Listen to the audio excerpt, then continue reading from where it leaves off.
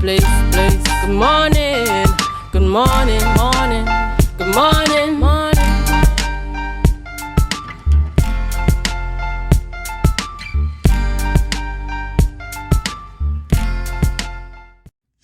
Hi guys, welcome back to Tobago Updates Television. Of course, it's Friday and we enter the sporting segment, and I want to say thanks so much to Julian and Dana for doing their thing earlier. But of course, it's Friday. Once again, into the sporting segment. Those guys took 10 minutes of my time, but we're going to try our very best to have a good discussion with our guests this morning. We have cricket and also secondary school track and field. But thank you guys so much for staying with us, and of course, don't forget to share the live. So first up, we have the Tobago Cricket Association, and with me on set, I have the secretary of the organization, Ms. Tandeka Moses. Thank you so much for being here with us this morning. Marcus. Good morning. Fantastic, Tandeka. The domestic season is about to bowl off tomorrow. Yes, 40 overs.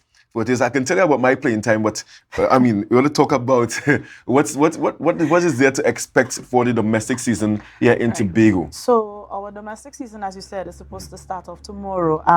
Carded for this season, we're starting off with the 40 overs, right? Yeah. The grounds that we'd be utilizing, the countryside, we'd have the Roxborough, we're utilizing the Louis Dore facility, also Moriah and Shaw Park, right? So if you feel that you're in the east, west, north, or south, we accommodating everybody. Moriah in the north, and you have something central in Shaw Park. We accommodating everyone for this season, right? And apart from that, we're having the T20. Right, under the lights, but I'm not quite sure yet. Yes. We still have some logistics working out with regards to that it may be played in the day, it may be played in the night. Either way, cricket plays sweeter in Tobago. It will be played. It will be played. I know over the years for the T20 we used to have it under lights at Roxborough. But obviously, some of the players would have complained about the what they say, the illumination. The illumination of the lights. Yes. And then probably how the lights were focused as well. Yes. I'm hoping that has been rectified, because I mean, playing cricket in Roxborough is not the same as playing in town. When you go to countryside, you know the support is there, and the vibe is there. Exactly, and the vibe is there.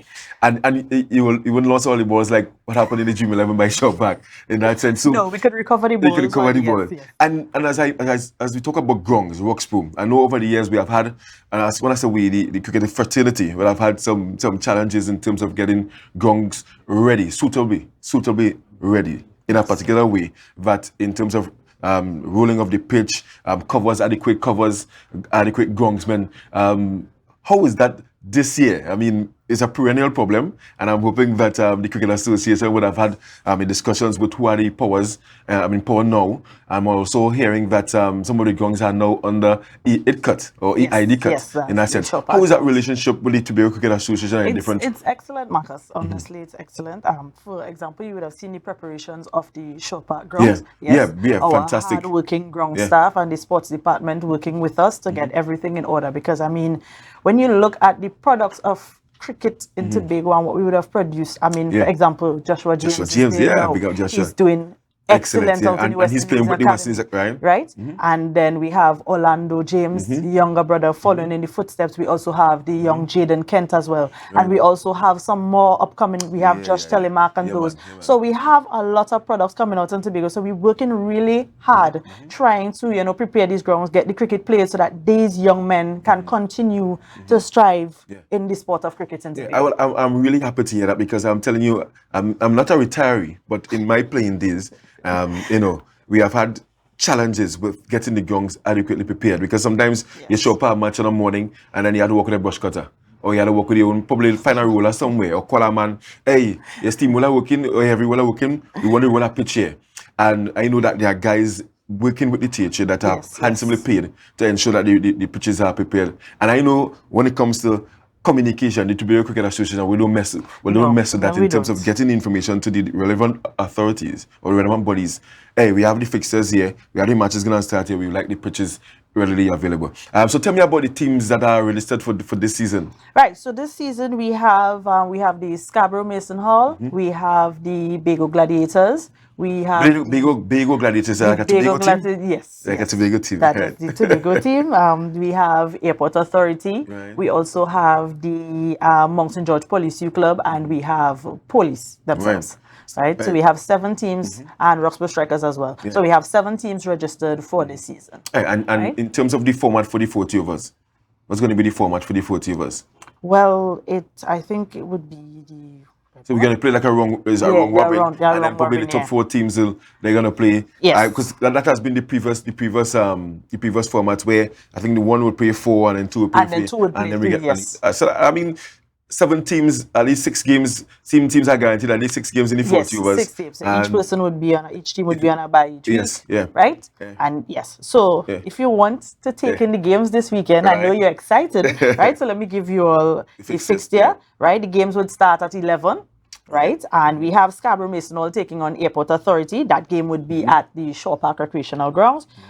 We have Mount St. George Police Club taking on the Bago team, the Bago Gladiators. That game would be at Roxborough. And we have Georgia Police Club. Roxborough. Police would be playing CNB. I know you're not a retiree, so I'm hoping to see you out there. CNB is Kenan Bonaccord Sports Ground, right? I'm waiting to see you there. Right? That game would be in Moriah. So if you want to see Marcus Daniel in action, as he said, he's not a retiree. If you want to see Marcus Daniel in action, he would be playing right at Moriah, right? And Roxborough Strikers, they would be on a bye this weekend. Also, if they want to get the fixtures, we would have it posted on the Tobago Cricket Association page, so you can also follow the So it's matches Saturday and Sunday. Yes, Saturday and Sunday.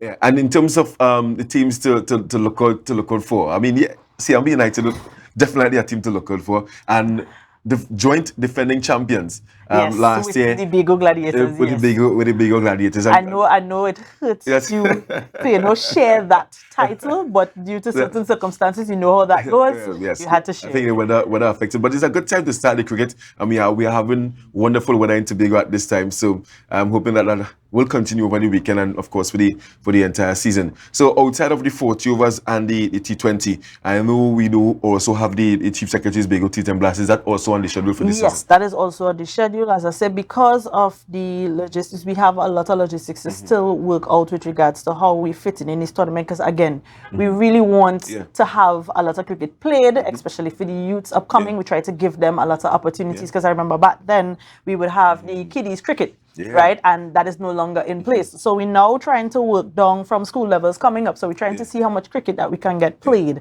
right? So yes, we have the Chief Secretary T10 Blast, but that is more information to come with regards to that. So as soon as all these come out, we have the Tobago Cricket Association page. You can follow, you get all your updates, and all information will come as soon as it comes to hand. I can't let you leave without asking again about the Dream 11 Bago T10 Blast, of which Tobago enjoyed last year. And I'm hearing in the grapevine that there's a possibility that there will be a second edition. That they would be returning. The tentative date for such would be the 21st of March. That is next month. That's right. Yes, the 21st of March to the 5th of April. Right? That is the tentative date that was given. Same venue, Shore Park. I myself is really excited to have this because, I mean, those explosive shots that were played into the sea. If there were cruise ships there, windows would have been broken. And of course, we had the likes of West Indies player Evan Lewis. We had the Trinidad and Tobago players, Jid Cooley. I saw Jid Cooley score 100 yesterday. Yes, he made an excellent. It's like filling the void for some form of international cricket in Tobago, because we used to host the regional 4-day competition, the likes of Waver Lions and Jerome Taylor and all those regional stars who played for West Indies would have been here. I actually saw them, and it was a privilege for me seeing them play as a youngster coming through as well. So whenever we have these sort of tournaments, whether it's 10 overs or 20 overs or 50 overs, I think the Tobago public is very excited and always looking forward to more. So I'm happy to hear that it's planned.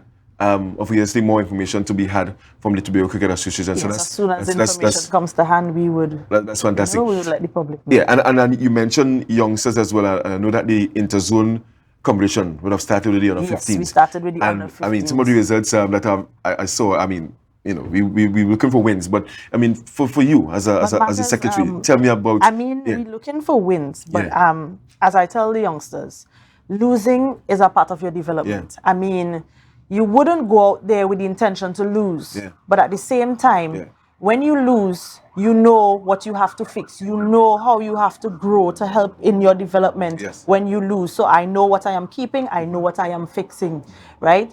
But all in all, the young men are having fun. It is an opportunity for them to continue to play the cricket, not just to be at home, not to be on the streets idly, right? But it's an opportunity for them to play the cricket. Yes, I would love for them to win. I would love for them to get some winnings, but I guess they have to put in a lot of hard work, right? And apart from that, facility prep is, as you mentioned before, difficulty. So when we have training, I mean, sometimes we can't really train to what we would like it to be because we have to share the grounds with track and field. So we now have to look at how we bat in the balls. We can't really utilize the pitch as how we would like to. So I mean, I guess a lack of preparation, I should say, is what causes some of the issues that we have. So things to be worked out there, especially when it comes things to to be worked out, but of the game and succession. But they are still doing well, right? And there's room for improvement. Fantastic. Tandeka, I want to thank you so much for being here. Thank you for having me, Marcus. Go out there and support the cricket tomorrow. You can be at more. I know you want to go more and see me play tomorrow, right? But there are other venues, right? Roxbow, Shaw Park, and Louis Door. Yes. There are matches on those venues. 11 a.m. start time, 40 overs. Pakakula. Go out there and be entertained tomorrow. Obviously, I'll be looking for the family as well. Indeed. See the Cricket Association again as we get more information with the Dream 11 and the Chief Secretary's Tobago TT and Blast. No problem. Thank you so much. Guys, we've been chatting there with Tandeka Moses, Secretary of the Tobago Cricket Association, talking about the domestic season 2024. Starts tomorrow, in fact, over the weekend. And we have 3 matches on tomorrow and 3 on Sunday. Right? Go out there and support the cricket. Up next, we have Mr. Jerome Morgan talking about the secondary schools track and field championship. So we're going to take a break. When we come back, we're going to run into track and field. Don't forget to share the live, share the live, share the live.